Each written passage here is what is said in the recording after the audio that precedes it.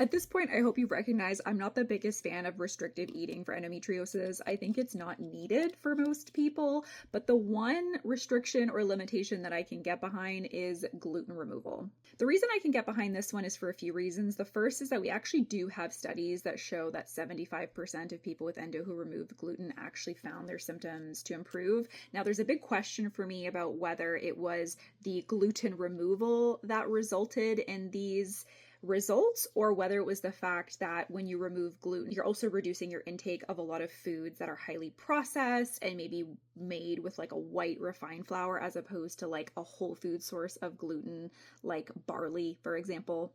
Another reason is because a lot of us have risk factors for other autoimmune conditions.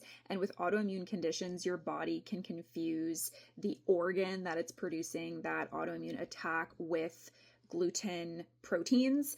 And so this is especially true with things like Hashimoto's or autoimmunity against the thyroid. So I think there are other benefits to removing gluten than just, whether it's improving endometriosis symptoms. It can also improve gas, bloating, heartburn, reflux, undigested food in the stool.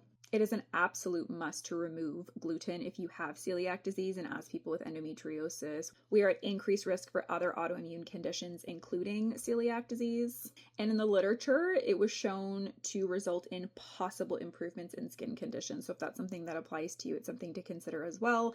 The one big con, or two big cons, I would say, with gluten removal is there is always a risk for nutritional deficiencies when removing large food categories. And secondly, it's flippin' hard to eat gluten-free. Gluten is literally in anything and everything. It can sometimes be hard to eat out if you're eating with people who are not gluten-free.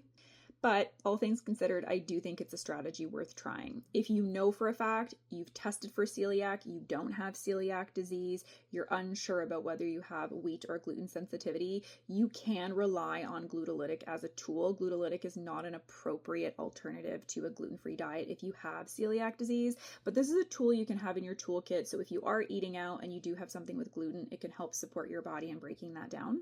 It's also a fantastic idea to consider going gluten-free, even if it's just in the short term, if you have a lot of GI related inflammation, a lot of reactivity, a lot of sticky stools, or if you're experiencing a lot of swelling or water retention. So I'd love to know from you, have you tried a gluten-free diet? Did you find it helpful? Let me know in the comments below.